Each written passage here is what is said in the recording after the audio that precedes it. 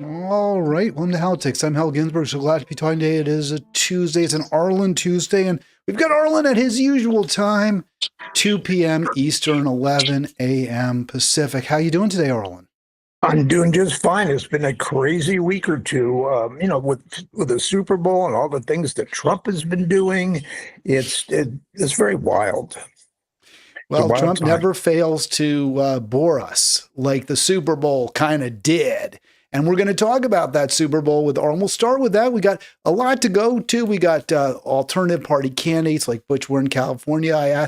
I tasked Arlen with checking Butch Ware out. He kind of laid down on that job, but we'll get you. You're going to look into Butch when you get a chance, I I know, Arlen. But before we go to any of that, biggest TV night of the year in the United States, the Super Bowl, and it was a bomb, right? That game really wasn't much fun to watch. it's a shame too because the Super Bowl, the NFL and the Super Bowl and everything are getting so huge. This would have been, 10 times the importance, but. The fact is, it wasn't a great game. It was a defensive battle, and it seemed like the New England Patriots didn't even show up against Seattle. So, yeah, that's too bad. But I think people still stay around to the end to see points and they're gambling things and whatever. So, yeah, it was a huge audience, and it always probably will be. Yeah, I got to tell you, I didn't watch the whole game. I stopped watching around late third quarter, maybe the very beginning of the fourth. I did check the score once and saw that New England had scored a touchdown, but by then the game was pretty much out of reach. Yes. Yeah, it didn't grab me at all. I also didn't watch any of the commercials. I did not watch the halftime show, which, according to you and many others, was the most interesting and exciting part of the evening. Is that fair to say, Arlen? Did you enjoyed Bad Bunny? I enjoyed it. I think most of the country enjoyed it. There were Bad Bunny had brought on people like Lady Gaga and some other big names. It was spectacular. The type of things he put on, and it was just amazing, actually. So I think Bad Bunny did very well. I think the general consensus is were good reviews, and lots of people watched. Well, you're a fan of Bad Bunny, right? I mean, you've got all of his releases. You've been following him. Have you been to any Bad Bunny concerts? Maybe followed him to his native Puerto Rico to see him live there, or perhaps some other venues. You've been checking on me, Al. You're right. I did go over to Puerto Rico. He's got a big fan base. That's where he's from, which makes him an American, as we know. So, yeah, he's big right now. As you mentioned, I think before the show, he's sold more than even Taylor Swift right now. So, Yeah, I think he's the number one biggest star in the world, certainly in terms of downloads. I wouldn't know a Bad Bunny song if it hit me in the back of the head, to be honest with you. I have heard some of the Taylor Swift ditties, but, they're pleasant, I guess, innocuous. They don't do much for me, though. Arlen, all kidding aside, you have not actually seen Bad Bunny no, live in no, no. concert except, on TV. Is that correct? At the Super Bowl? I think that was the first time I really saw him for any length. And yeah, and he was very spectacular. He had a great, show all planned, and he did a great job. He didn't criticize Trump directly, as far as I could tell, but he made the music everything. Well, he said, I'm an American, I think, at one. That was the only thing he said in English. Arlen, Yeah. he must be bilingual, right? Or maybe multilingual. I'm sure he can, but he performed in Spanish. Did you find the music accessible? My son said it was fun. He enjoyed it. I don't know if he's much of a Bad Bunny fan. He's more kind of an alternative rock kind of guy, but he said Bad Bunny was a lot of fun to watch. And you enjoyed it. Did you find the music like you could relate to it at all? It's in Yeah, Spanish. yeah. Could you understand what he was saying at all or not I really? don't know if I understood all the words, but just yeah, the music was very nice, very pleasant. I enjoyed it. Nancy enjoyed it. I think an average person would enjoy it. Even if they can't understand the words, which are all in Spanish, which Here's what upsets baggers a BuzzFeed lot. reports. BuzzFeed called the performance a master class in artistry and production. I have no reason to doubt that assessment. I would think BuzzFeed is probably about the most reliable judge of a performance at a Super Bowl. So, the only other criticism I could find was from our, commander in chief. He is not a Bad Bunny fan. And I got to tell you, this is just more pathetic narcissism from Trump. Bad Bunny has criticized, obviously, Trump's cruel and inhumane immigration policies. Bad Bunny pointing out as a Latino American, as a Hispanic, as a Puerto Rican, he's as American as anybody. And he's criticized Trump. Trump doesn't like that and immediately goes after him, calls the performance one of the worst ever. Really, I mean, it reflects so poorly on Trump, does it not? Not on Bad Bunny. And everybody in his administration, too, from J.D. Vance onward, they all criticized it. All the Fox News and alternative shows like that, were saying what a terrible thing Bad Bunny was and what a great job that Kid Rock did. But, it's not even close. Bad Bunny. Did you watch the Kid Rock video? Did you? Because I didn't watch that either. Although I will say, I feel like I'm so old, Arlen, and I'm not even as old as you, but I feel so old that Kid Rock is really a kid to me, and he's been around for quite a long time now. Yeah, but he's not that great. He's overblown, and I don't think he has a big fan base, certainly compared to Bad Bunny and some of those others. So, yeah, no, he's I think he's done a good job. Shout out to Ken in the chat. Good to see you there, Ken. And if anybody wants to join us, give us a call, 240-242-5646. Arlen, you made the point that last week's Halitics with Arlen had a very, very big live audience. I think we had about 70 people tuning in at one point or another just while we were live. So I was very pleased with that number. I don't know what, I can never figure out what drives the numbers, why one program does so much better than the other. But I do ask you, if you're watching now, please do subscribe. There you can see the bell. It's kind of partly obscured by the criticism from Trump, but please do. If you haven't yet done so, and we'd love to talk to you as well. 240-242-5646. Yeah. I was really surprised. I saw over 200 views when I clicked it on the first time, and was very impressed. But like you, I don't really totally understand what the views are, how YouTube determines those kind of things, and maybe we'll find out someday. Well, I'll tell you what, my program from Friday actually did even better. We're close to, if we're not over 1,000 views from Friday. So I'm very pleased about that, and hopefully we'll continue this momentum. Arlen, one possible thought I had is slightly under an hour may be a sweet spot, and may have to do with the algorithm. Maybe YouTube will promote videos more, put them in more places if they're sub 60 minutes. I'm not clear. I think our show from last week was under 60. Maybe it wasn't. The Friday show was, however, 58, something like that. So that may or may not. Yeah. I just don't know. They say the title matters, and the two biggest factors I've heard over and over are the thumbnail and the title. But Lord knows. I'm guessing the tags and the tags and are an important thing too. But I think once you figure it out, you're going to really soar, because there are times when we get very big audiences, and once we figure out how we do with that, then we could do it more often. Yeah, I think it's often you just don't know, right? I mean, it's just I've seen other hosts who have bigger, subscription bases, and they too will have some videos with thousands, even tens of thousands of views, maybe even more than others in the hundreds or dozens. So there's just such a variation. Now, some hosts that they always have big numbers, but others, even with large bases, often see videos that perform poorly. It's very hard to understand what goes on. What goes I like to believe it's all me, but I have a suspicion there's more to it than that. Well, you're definitely a big draw. I mean, let's face it. You're definitely part of the. We know that. You're a factor. You're an impact player. I'm also a political pundit and thought leader. You are a thought leader. You are, and you lead.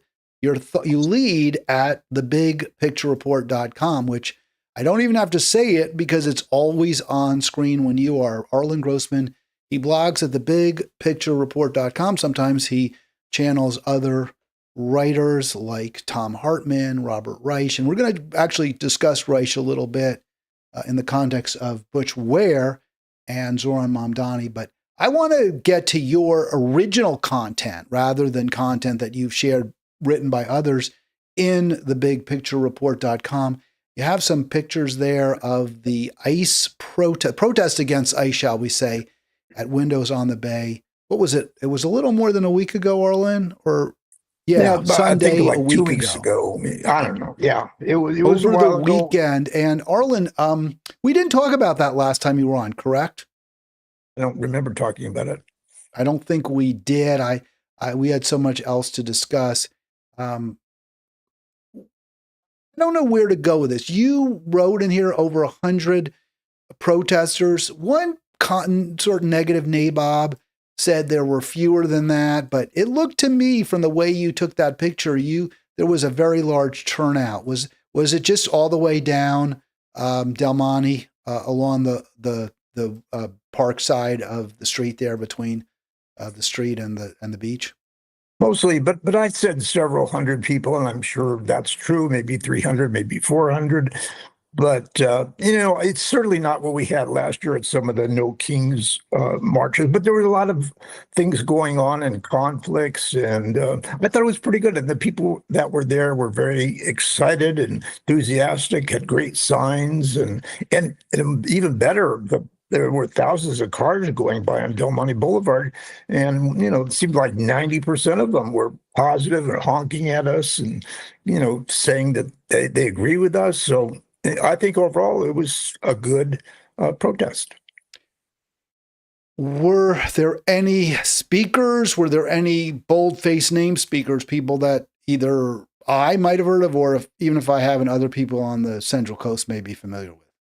No, there really wasn't, which may explain it wasn't a real top turnout. But there was no special program or anything. It was just people standing there on the street with signs, protesting the awful things that are going on in the Trump administration, especially in Minnesota at that time.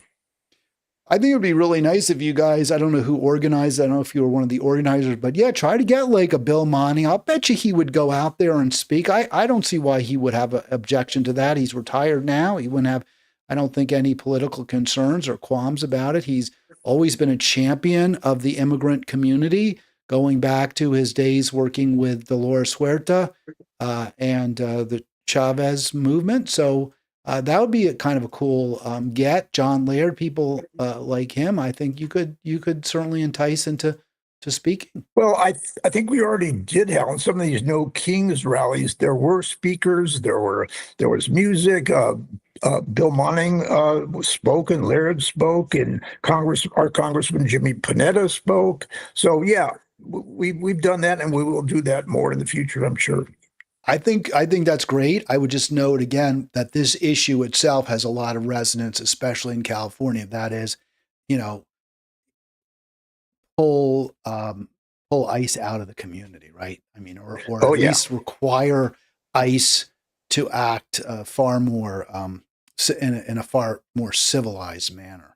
It seems to me that would also be a winning argument in the Golden State. Well, even Trump admitted he'd gone a little bit too far, and he had to soften the stand, even though he's still left a lot of people there and in other places. But he knows he was hurt in the polls, and it was very unpopular. It is very unpopular, the whole thing with ICE and the way people are treated by these ICE agents. And of course the deaths. So yeah, there's a lot of bad things going on with ICE. Yeah, good pictures, Arlen, really clear. Thanks for sharing. There's another one. Kind of brings me back to my Monterey days, my protest days. Kind of sad to have to look in the rear view mirror to see them, although we certainly have plenty here in Maryland as well. By the way, from Ken, kudos to the NFL taking a chance on a guy who is controversial with a fascist in power. And yeah, I think it was, a little bit bold of the NFL, but let's face it, they're all about the Benjamins there. And this is a huge, huge act. And I also, a couple of other thoughts on Bad Bunny. The NFL is trying to get more popular in Europe, and that's been tough. It really hasn't. Yeah. As far as I can tell, Europeans love their football, meaning soccer, and they're not into our football, meaning American football, National Football League football. But in Mexico, especially, football, American style football has taken off, even though soccer is also popular, obviously, in Mexico. Bad Bunny, Latino star, he is a great ambassador for the NFL in terms of building out their audience. So I give him credit, but I also think it was a business decision in the end. Yeah, well, the NFL is just getting bigger and better and making more money. It's super popular right now, and many other places in the world besides this country. So, it's big. Not World Cup big though, Arlen. Not even close. You get billions. You actually have billions watching World Cup and European Cup matches. The Premier League in England, I believe, is the number one most watched sports league in the world. Well, in this country, to get 133 million people to watch the same thing is very rare. It's amazing. Oh no, I'm not diminishing or minimizing the power of the NFL, especially in this country. I'm just saying worldwide, it pales. It actually pales compared to soccer. And even a country like the UK, which has maybe 70 million people, its Premier League, which is what it's actually called, Premier League, has audiences sometimes of 600 million. For some of their games. Yeah, they're all popular and they're all good, and it gets people together at least, which often, with everything else, they often don't get along. It gets people together, although sometimes in San Francisco and Los Angeles, people get shot or have the snot kicked out of them as well, unfortunately.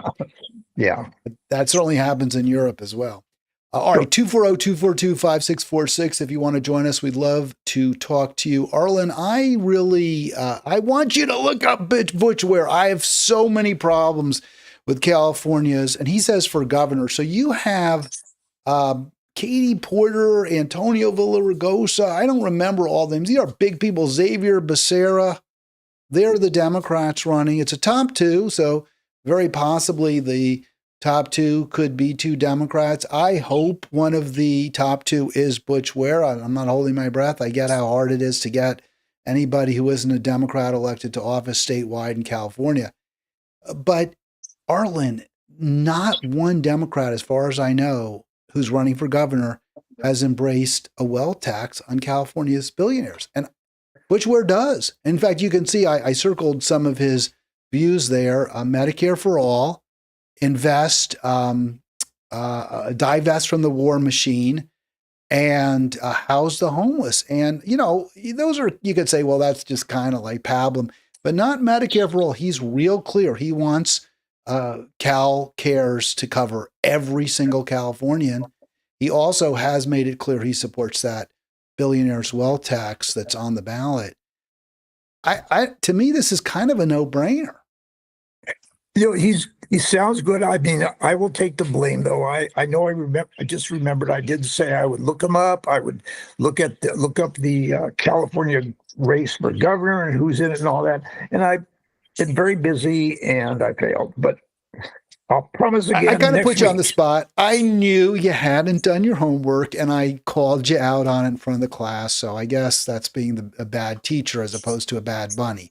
But I'm not doing this to humiliate or embarrass you at all. It's just I do want to have that conversation. Honestly, I do want to have a conversation about options other than the Democratic Party, A and B, because I do think that we should talk about him. I do think it's worth the conversation, just as I do in Maryland, try to center Andy Ellis when we're discussing the race for governor here. Friend Andy.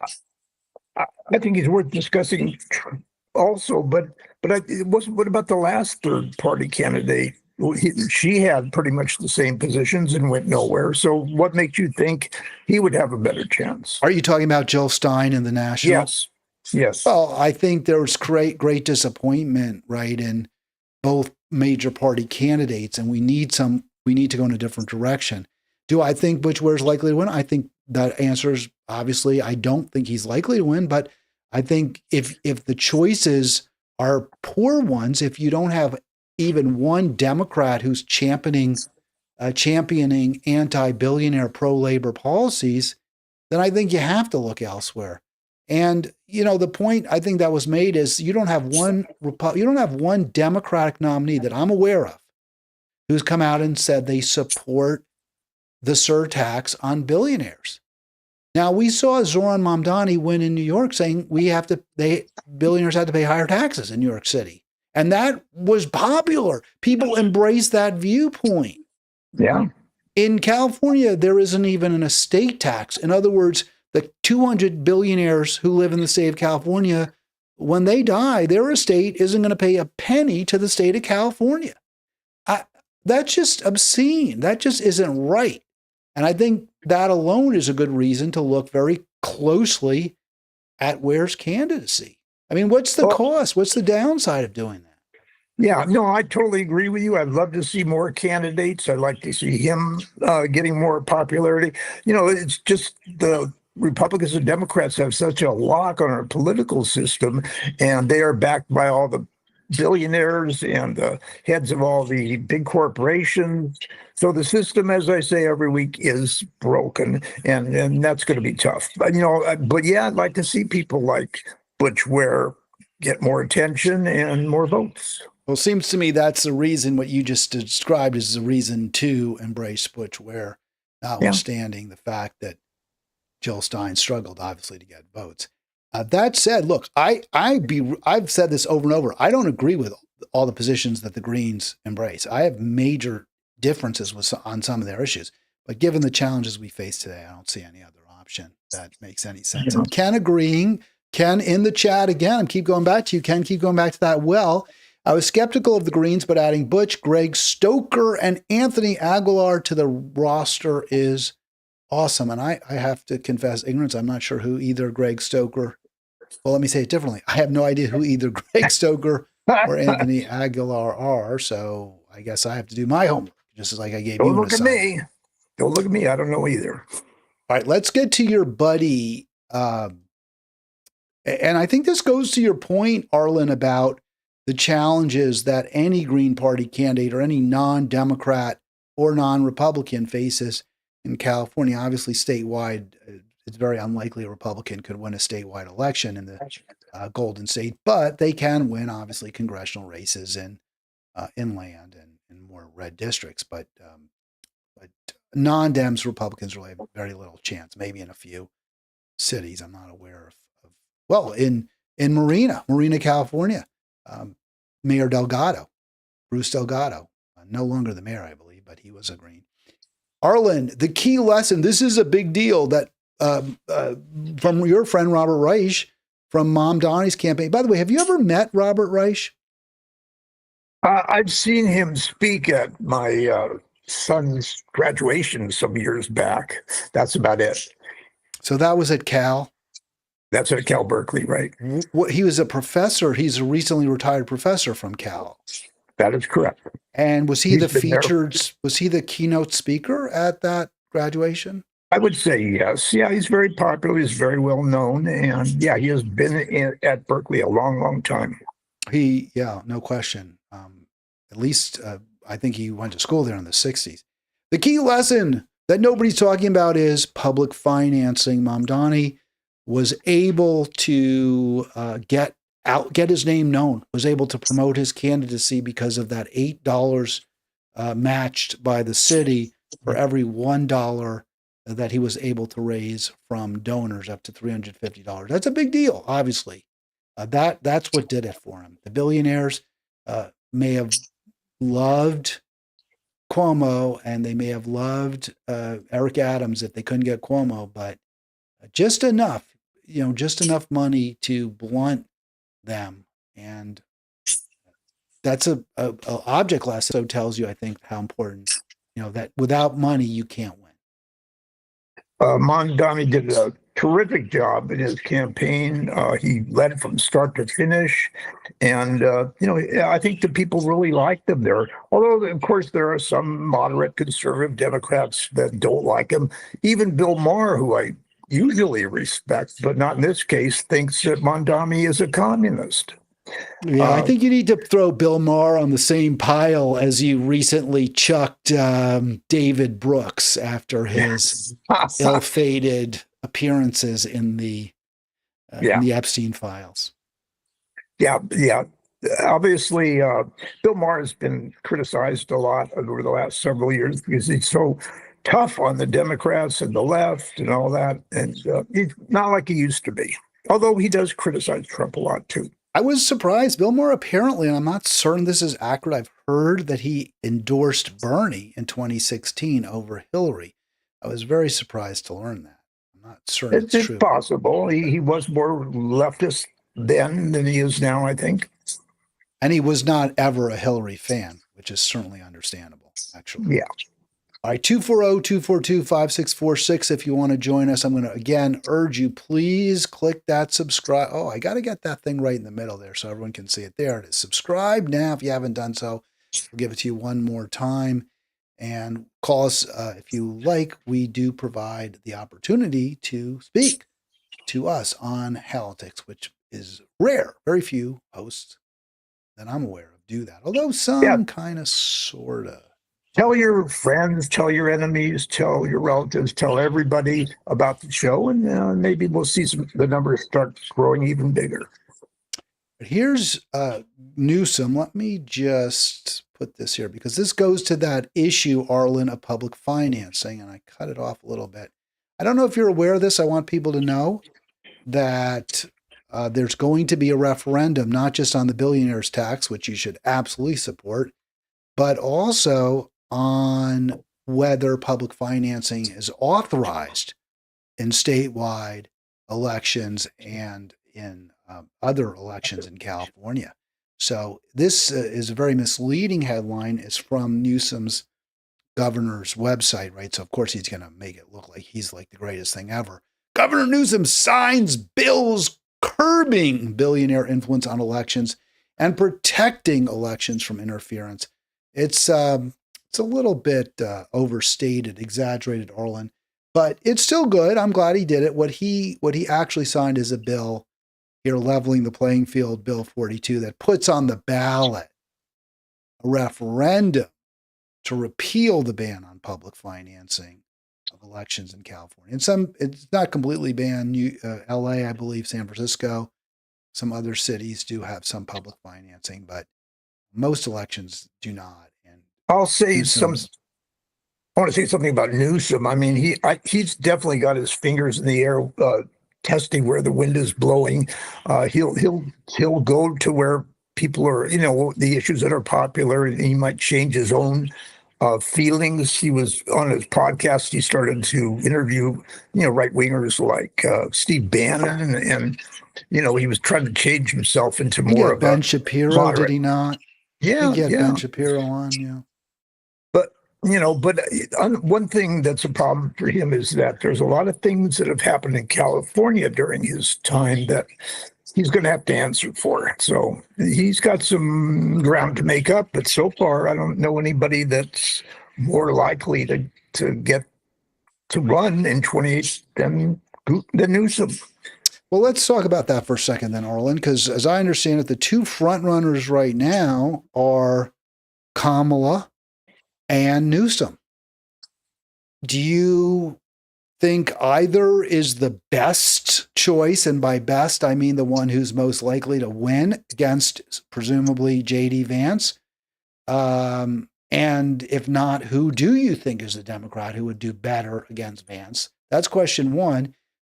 Question two is, who personally would you like to see run? Whose policies most closely approximate Arlen Grossman's policies? Well, first of all, I think we're way too early. There's going to be more names in there, and people will change their views about things. But 2028 is a long way away. But I'll tell you somebody that I saw on Monday night on John Daly's The Daily Show, and that's Ken Bashir, the governor of Kentucky. Andy Bashir.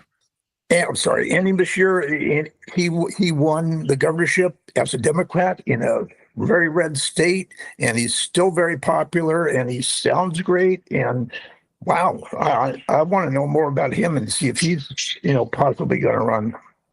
Well, he drove the Medicaid expansion there, which is a good thing.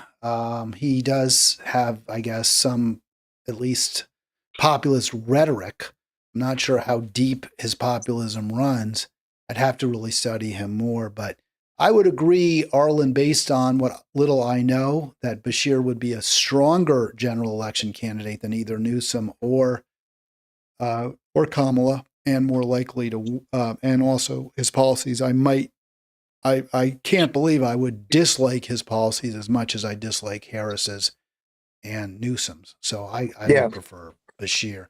I spoke to a friend of mine said, just to throw this at you, get your response. He said the one thing that Gavin Newsom has going for him is he's good looking.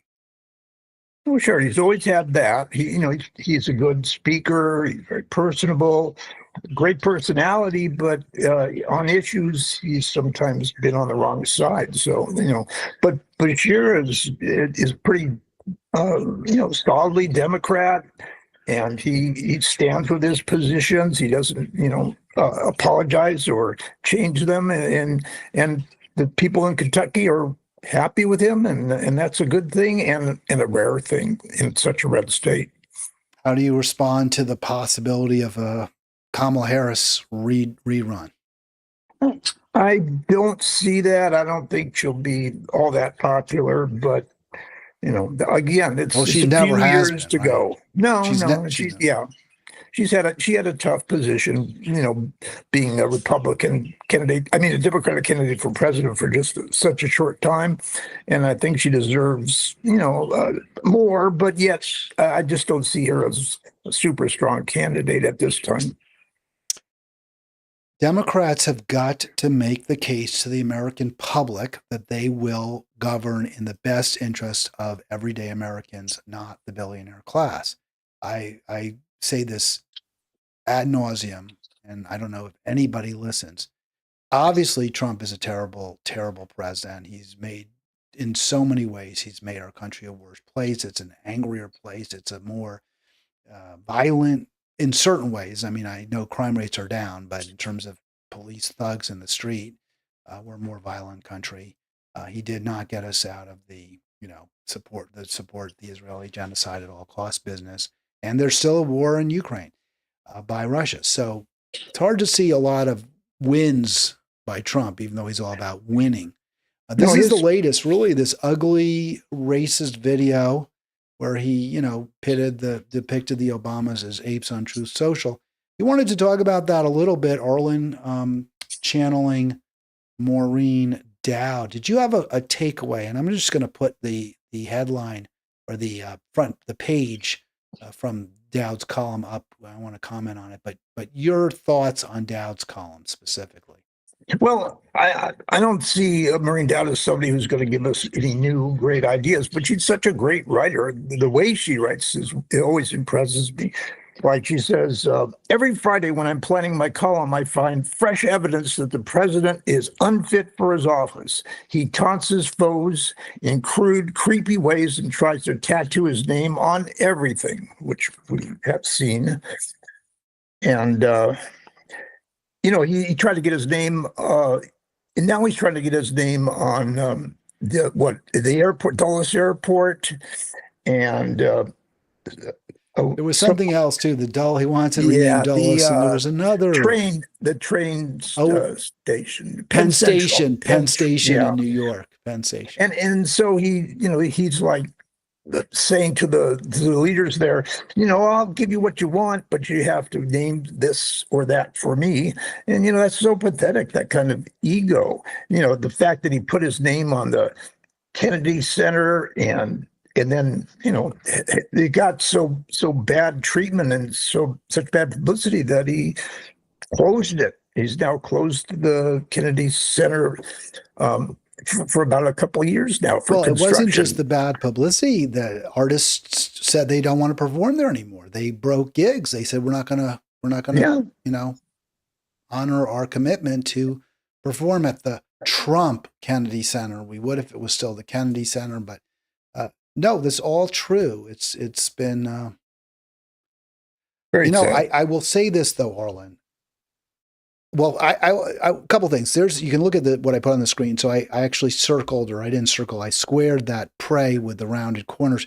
This was a point that Jennifer Welch, who is the main host of the very, very popular I've Had It podcast, has made. And I was watching her this morning, and she pointed out how the Trump administration is always wrapping itself in the trappings of Christianity, of evangelical Christianity. She pointed out how Pam Bondi, who has basically thrown Epstein's victims, girls, under the bus repeatedly, who has protected powerful men and women who were complicit in sex trafficking, some of the men who actually raped or at a minimum raped statutorily Epstein's victims. There were some as young as 10, 11 years old.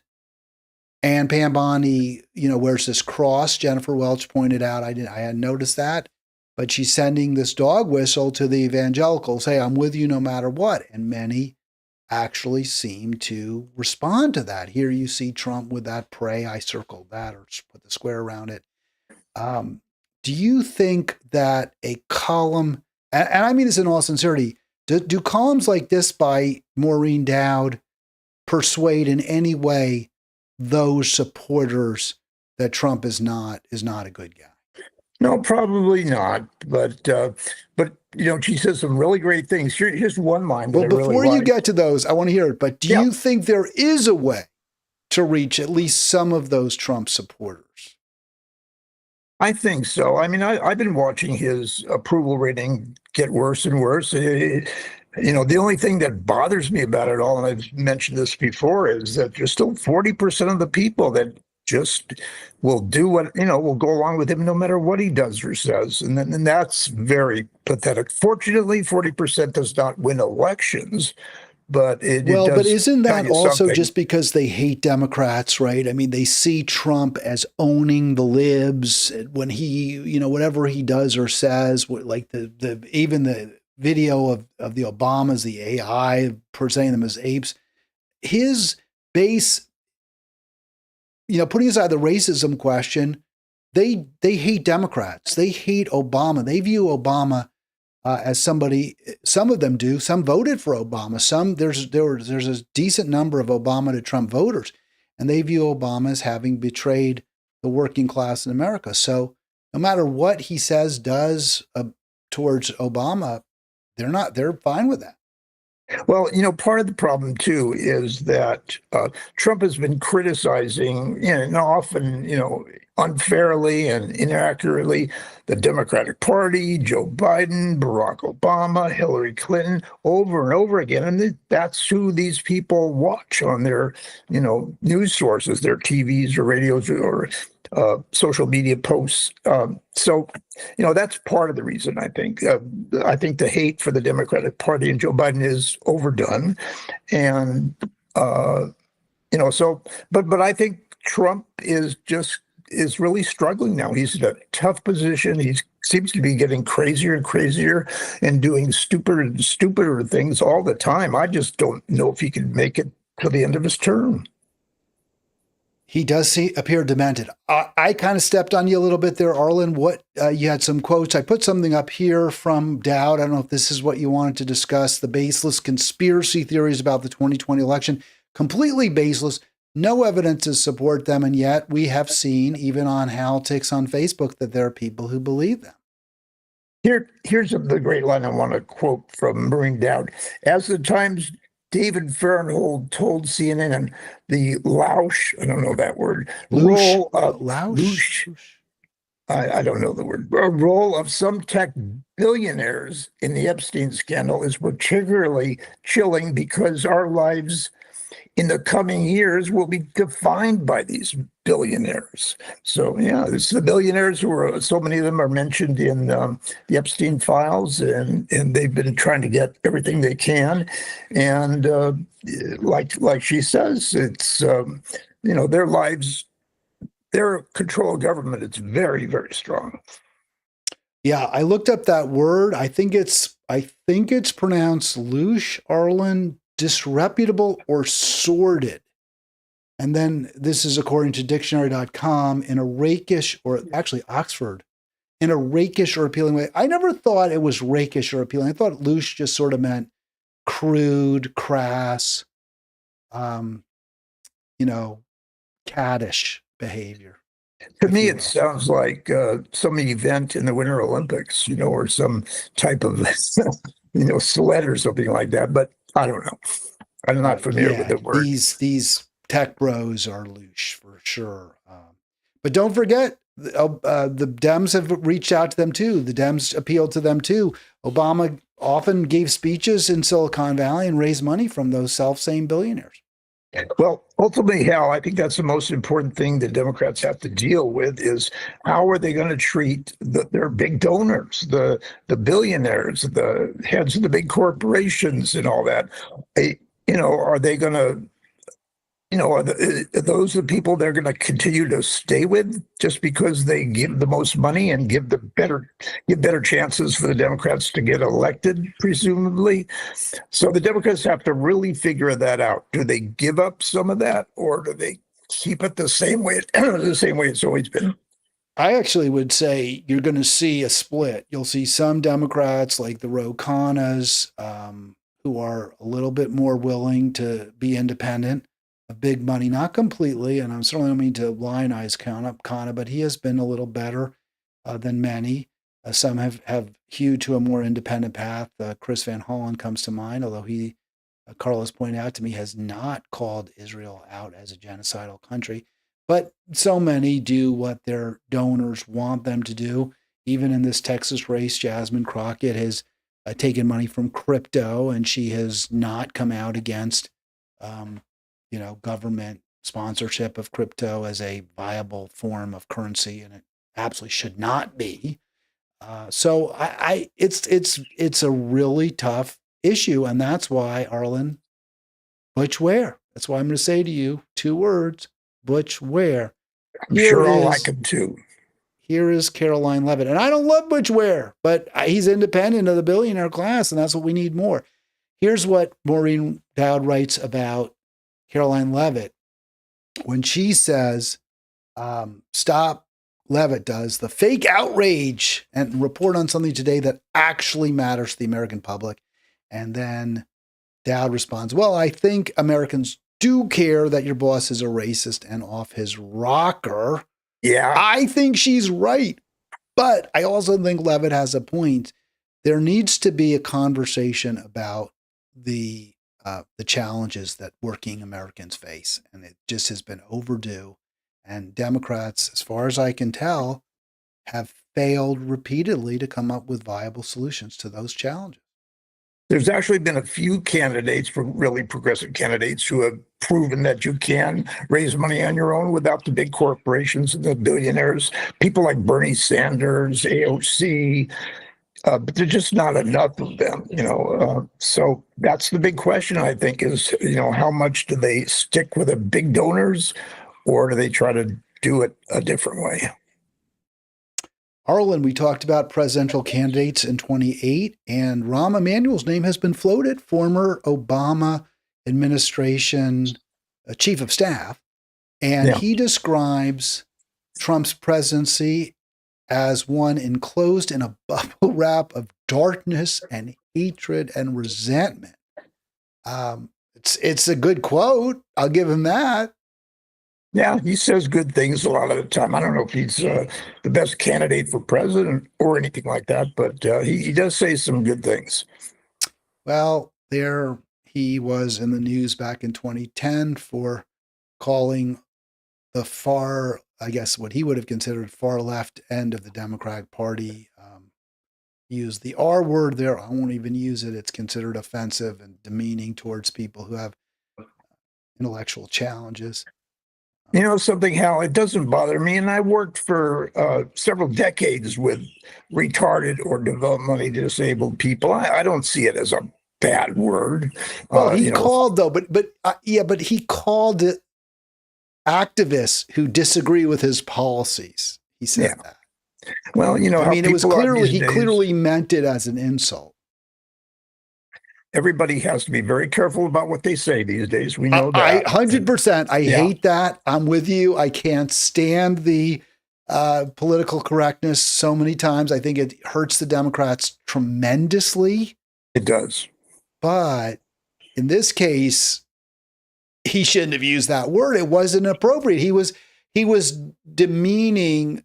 He was using that word as an insult, and he shouldn't have done that. You shouldn't do that. It's Well, fine. that does, Let's yeah. not get overly, so many times I think people overreact. But here, It appears to me to be an overreaction. it's a but problem. All right. Well, we can that's me. disagree. I hear where I actually get where you're coming from. But I mean, do you Yeah. see the point though, that like someone who's mentally, who's intellectually challenged, and then you're using that challenge to insult somebody else? I don't know. Yeah, it doesn't do anything to me, but whatever.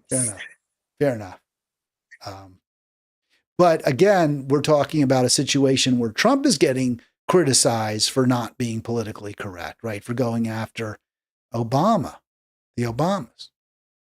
Yeah, well, Trump is politically incorrect. Every hour of the day, he says terrible things about, other other races, other colors, all kinds of terrible things, and he gets away with it because his base, is afraid to go up against him.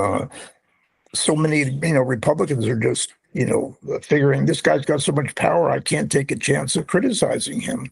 And that's why there's so many Republicans now that still back him up, although there's a few that are starting to loosen up and change their mind. According to Ken, back to the chat, I'd vote for a Kana Massey ticket over Newsom. Yeah, that's interesting. There's things I really like about Thomas Massey, but he has voted with Trump not over 90% of the time. And I'd say that not because the policies are bad, because the tax cuts for the billionaires, because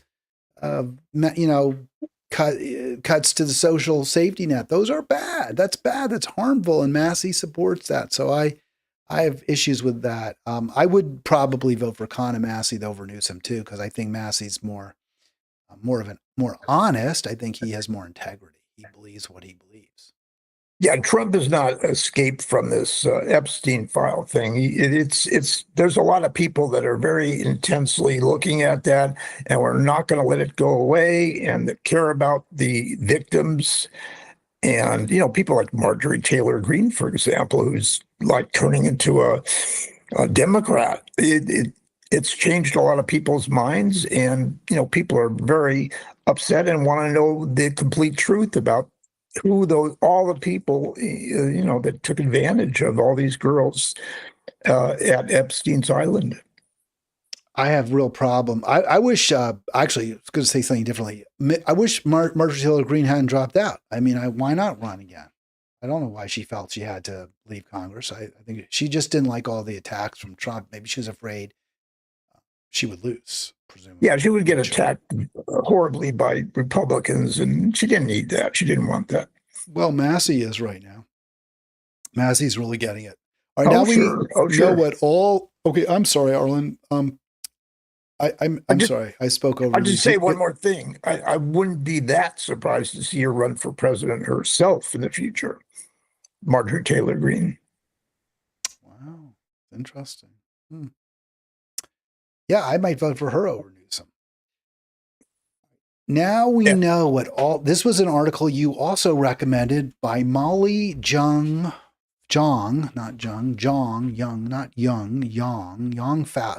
Fast, I believe, or Fast. Look that up. Tough name. What was it about this article? I have some sections from it, but I do want to hear from you, Arlen. What intrigued you? Okay, let me see if I can find where I put it. No, yeah, where is it? Yeah, I'm sorry, Molly Jan. Yeah, Young Fast, folks. My eyes are bad. That's the of course. Well, anyway, whatever. I think the point of her art. What? I'm sorry. Tell me again. Well, now we What it know what was all these about. people got from Epstein, and she talks about the access to power, the feeling that you had real influence, you were meeting influencers, people, from who were leaders of countries, royalty, fixer. You want a comfortable position in uh, on the board of directors of a company. They could get you. He could get you that. So I think that's what she's saying. Molly Yeah. Young Fast is saying people got a Well, lot. And they also got access, if they wanted it, to prepubescent girls, to adolescent girls. yeah, I think that's the main thing is Epstein was very versatile, you might say. He certainly used his access to young girls to his advantage, but also he had lots of financial things that he could do and get people, you know, with important people to make things change. So he had a lot of clout, and people took advantage of it, and they, I guess, assumed that he would never get in trouble. But now they're finding differently, and the people whose names are mentioned in the Epstein files lately are really struggling and losing their jobs, and it's only going to get worse. Well, I mean, some are, but others are the CEOs of big corporations. So it's kind of unlikely they'll lose their job because they're large and in charge, or they're president of the country, or they're former president, or this guy. There was this one of the a recent hire at CBS News by Barry Weiss, who's some kind of health guru, was in his name was found several places in the files. He had reached out to Epstein on a number of occasions, including at a point when I believe his son was in the hospital, and Barry Weiss is sticking by him. So many are actually not paying a price. And I think that bears out what Molly Young Fast is saying here is the reason this scandal is hitting such a nerve is because it tells Americans what so many have already known. There's Yeah, this club of elite people, both parties, right? It's bipartisan.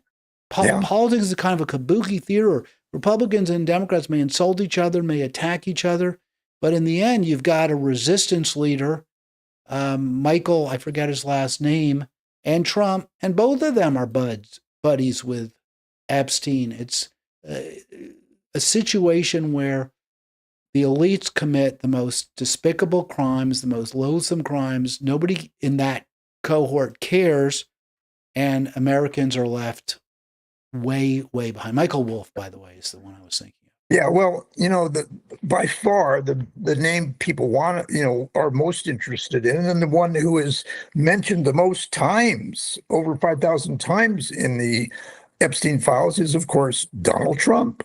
And so far, that his Justice Department is going to protect him and redact his name and do everything they can to make sure he doesn't get in trouble, or his name gets down for something which is illegal or whatever. So, but there's going to be a lot of people that are going to really focus on that. I think a lot of the victims might have to say something if nobody else will. So we'll see. I mean, no question. Trump comes out looking horrible in all of this. Not that he doesn't so often. I don't know that he's been directly tied to the trafficking itself, but clearly he was close to Epstein. We don't know by any means the extent, how just how deep it went, but it clearly went very deep. I know he has been mentioned thousands of times. I didn't know he was the name Yeah, found most often, but it's that's what not I heard. surprising, though, Arlen, to be fair, since um, Epstein was killed in prison or was suicide, whatever, in 2019, I believe. So Trump was president for a good chunk of the time when when those files were being compiled and the data. people were emailing and texting Epstein during that time. And obviously he had a lot Yeah. of comments about Trump, people remarking on Trump. But yeah, no, I mean, this is, again, an area where, well, and Democrats really fell down on this job. Why didn't they? They should have released the files back in 22, right? 23, when they could have done so. And it would have made Trump look really bad. Plus, they didn't have to redact his name. Well, better late than never. I think, I think most people, I know I certainly believe that he's involved in some kind of illegal, sex acts with underage girls, but I can't prove that until we see it in the files. But I have a feeling that it's been redacted, and maybe there's ways of getting it back. I hope so. Yeah, 240. Well, if they're redacted, I mean, they have apparently, and Thomas Massey and Ro Khanna are both going over to the Justice Department to look at the unredacted files. So they do have the records. It's not like they took black ink and they spilled it over the name so that you can never recover it. It's my understanding. It's definitely I hope accessible. you're right. Yeah. So I hope it's accessible. Yeah. Do you think, well, I mean, how do you think Democrats should use this to their advantage in the upcoming midterms? Well, continued publicity, continue the questioning, continuing the controversy, because it's only going to hurt Donald Trump the most if he is indeed mentioned for doing the things that might be illegal and could actually drive him from office. So I think the Democrats are in a good position, even though a lot of Democrats are in those files and are getting in trouble. It's pretty much bipartisan, I think. Would you like to see maybe, and this is something that we just don't see in our campaigns, especially from the Democratic side, it just seems like there's every 2 years, hundreds of disconnected campaigns rather than Democrats especially saying, hey, if you elect me, I will be part of a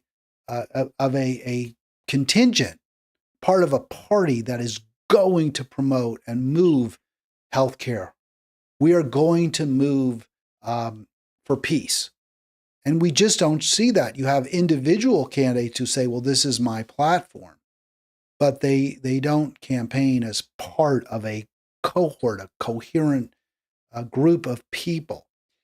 Would you like to see the Democrats maybe? And it's so hard to do, obviously, because they're going to be terrified to say, I'm going to we're going to cut the Pentagon budget. Then they know they'll get targeted. But what about if you became part of like the full disclosure Democratic,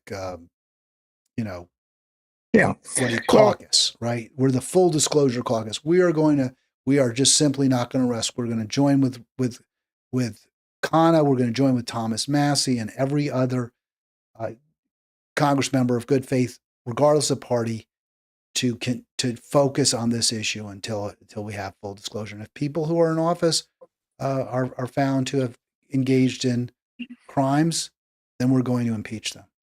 Yeah, of course, the one I think the Democrats may worry about the most is Bill Clinton. He might have, some evidence against him that could make things even worse. But overall, Democrats are looking good, taking advantage of all that they can, I think. And you can see it mostly in the job approval ratings, I think, where Trump's disapproval keeps going up higher and higher. And his, approval rating is just not as good as it used to be. He's lost a lot of popularity.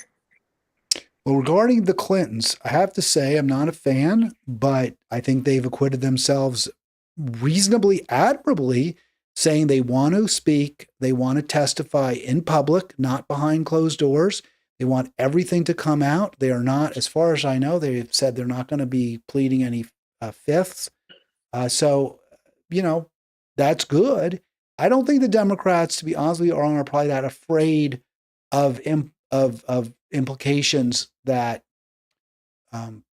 that either of them are involved, mainly because they may well be involved, but they're out of power.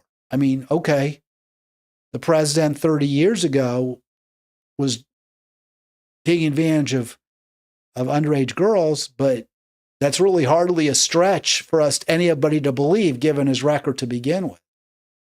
Yeah, I think to me it's just kind of funny that Congress would take somebody like a former president like Bill Clinton, who is involved in the files of the Epstein cases, to court, but yet they don't even think about asking Donald Trump, whose name is in there, like I said, the most times of anybody. So the obvious hypocrisy is just incredible. Why do you think this is interesting? Because you brought up the Clintons. It seems as though Trump doesn't really have much, if any, animus towards Bill Clinton. Apparently, he expressed some admiration for Clinton at one point. Why do you think he has so much hatred? Clearly, he does for President Obama, but not towards Bill Clinton. Well, of course, the first thing that comes to mind is maybe because he knows that Clinton's in the same place with him, under the same, with Epstein, and if he's going to criticize Clinton and it turns out he's done the same thing, that's going to be bad. So I have a feeling that's what it's all about. I think they're somewhat kindred. I think that's a good analysis. I'll add to it a little bit my thoughts. They're somewhat kindred spirits, right? I mean, they're selfish people. They're narcissistic people.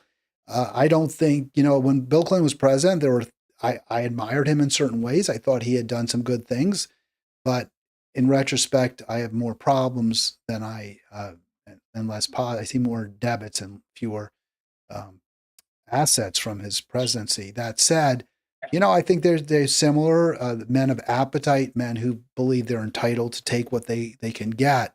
And as much as I have issues with Obama, he is it sure seems like he's a good family man in his private life, in his personal life, much like George W. Bush. He seems to be, I mean, nobody's beyond reproach, but there isn't much there to reproach.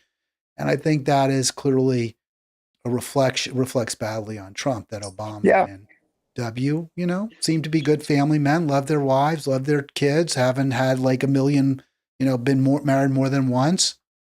Very different from even more importantly, I think, is that during his time in office, there were scandals. There may have been one or two, but not like other presidents. But I think Clinton would really resent, and I resent, that you would compare Bill Clinton to Donald Trump. I don't think there's any comparison at all. I think on a personal level, there are comparisons. I think when you look at what he did with Monica Lewinsky, and I understand it was consensual, but it was still sleazy. It was still wrong what he did. And the fact that he certainly had a relationship with Epstein, I don't know how close it was, but he did. I don't know, people say that the Paula Jones accusations were motivated by politics, but it's what she describes him doing to her was wrong. What that reporter, I forget her name, from Arkansas said that he did to her was wrong. So now maybe they're lying, maybe they're, people's memories change, but I certainly have certainly reasonable to conclude that Bill Clinton is a sexual predator, much like Donald Trump was. And it's also fair, I think, to say that both have aggrandized themselves and enriched themselves at the expense of the public. Now, if you want to say one's worse, okay, I'll give you that. But exactly, Clinton's a problematic figure. I don't think anybody should be compared with Donald Trump, because he's in a class all by himself. There's never been anybody quite as bad as him. He's done everything, I think, negative that you could possibly do. And, Clinton did some bad things, but he also did a lot of good things too. So, the health care and everything like that. So, I just think Trump is in a class by himself. Well, I think this is an area where we would agree that it is very, very problematic with Donald Trump. And this is stifling of dissent reaches a new level in the New York Times. And again, all of these sources, Rahm Emanuel, the New York Times, they're themselves somewhat problematic. They're not by any means um, impeccable, but I think what they're reporting here is fair. Uh, if you take on Trump now, I do this podcast and nobody's knocked at my door. I don't have a big audience, but there are podcasters who do have good sized audiences who are very critical of Trump. As far as I know, none of them have been arrested. You can still criticize him in this country, but on the other hand, you may pay a price if you're too outspoken or too effective in that criticism. Yeah, And that's what the New York Times is saying. Don Lemon is certainly one case. He was arrested and he hardly did anything wrong. So yeah, all that happens under Trump, and he's very much stifled dissent and very much stifled anybody speaking out against him. And people are afraid. I mean, big heads of big corporations, important people are really afraid of him. And it's sad. Networks and law firms and universities, they've all showed signs of being afraid of what he might do. And I think we all pay a price for that. Well, I think I want big law firms. I want managing partners of big law firms and presidents of universities who have a lot of power and influence. I want them to be afraid of the government. I want them to be afraid that if they break the law, if they stifle free speech, that if they use their power to benefit themselves, I want them to be afraid. I don't want them to feel that they can act with impunity. But obviously, Trump is using his power to get them to do what he wants, to do his bidding, to become even more corrupt than they already were. So that's the rub. There's the rub. I think the fear of Trump is a very big thing. All over the world, people, other countries, they know Trump is bad. They know he's not as strong as he probably thinks he is, but they're still scared that he could do a lot of damage. And that, in this country, certainly Republicans are afraid of what he might do or say or hurt them in their primaries. And, people in the media are afraid of him. Fortunately, there's some really good, like late night comedians who make fun of him and are able to get away with it. And I like that a lot. So, Saturday Night Live too. So, he does scare a lot of people. And I think that's a big reason that he's still there. Well, again, I want the big shots, the biggest of the big shots, to be afraid. I just want them to be afraid of using their wealth and power for their own good, for their own benefit, and to punish others.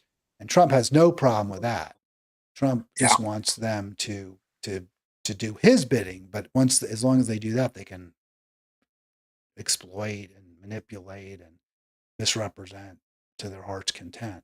This is a problem that Democrats really brought on themselves because to a large degree, they did empower Silicon Valley. They let these whales grow to such enormous size. People like Bezos and Musk and Larry Ellison became centibillionaires under Democratic watch. And no one should believe that they would act in ways that were in the best interest of the public if they weren't forced to. Yeah, the Democrats have a lot to answer for, as you said many times, and I agree with you. They've done some very poor things, and they certainly haven't seemed like they represent the working class people like they used to. So, there's a lot of changes that Democrats will have to make. Right now, they're benefiting by how unpopular Trump is, but they've also got to make a case for themselves so they can, be the ones that people will feel good about electing. Arlen, we are at the end of we're past the end of the hour. I had said I was going to try to end the program within 60 minutes of the start. I did not do that. I failed in that effort. But before I do draw to a close, comment, question, concern, anything you want to share, you want to promote that you have not yet done, you have not been able to do. I can't think of anything right now, Hal. I think I've said pretty much what I needed to say. And if I have anything more, I'll tell you next week. But I definitely will be looking at that California governor race too. Well, I'm glad I got all the value out of you. I squeezed you dry, Arlen. Every ounce of intellectual value, of ferment, I feel is it, Hal. I out, is feel it. on the table. So we really appreciate that. I'll look forward to talking to you next week, and I will bring up Butch Ware, whether you're ready for him or not. And again, I just want to be clear. And I've said this many, but I really want to emphasize, I don't agree with everything that Ware states or stands for. I look for the best candidate and one who I think will do more good than harm, and I think he meets that. Well, I think there's nobody more favorable to third-party candidates than you have all your career. So, and you make good points. So I'm definitely going to look at him and see what he has to offer. I wasn't in 2000. I was very critical. I interviewed Ralph Nader, and he was so angry at me that he hung up. And then he called me out when he was talking in Monterey. But I don't believe my positions have changed. In other words, I still think I was right not to support Ralph Nader in 2000. I think Al Gore would have been a pretty good president and would have done a good job for our country. I support third-party candidates when I have a problem with it. When there's no one who's running in a general election. Other person who I think would be a good candidate. Yeah, I voted for third-party candidates before, when it doesn't really matter in California because you know what's going to happen. So you could kind of throw your vote away if you want to call it that. But I think, it's worth voting for somebody that actually has, the best issues, the best answers to the issues. Thanks so much, Arlen. Thank you all for watching, for being part of Halitics. One more time, I'm not going to forget to say it one more time. Please do click subscribe. We're close. We're so close to that magic 500 number. I think it's actually not quite. It's got to be a little more than 500 because they're going to vet. They're going to look at all of them and make sure they're legit. That's where we want to go. So somewhere around 510 subs, and I'll get money for this. Okay. Let's go for it. I will not be on one last point. I will not be on tomorrow. I'm going to the capital of the Free State here, Maryland, Annapolis, to testify in support of ranked choice voting, which actually would make candidates like Butch Ware and here Andy Ellis more appealing to more voters, I believe. Yeah. I'll be back Thursday.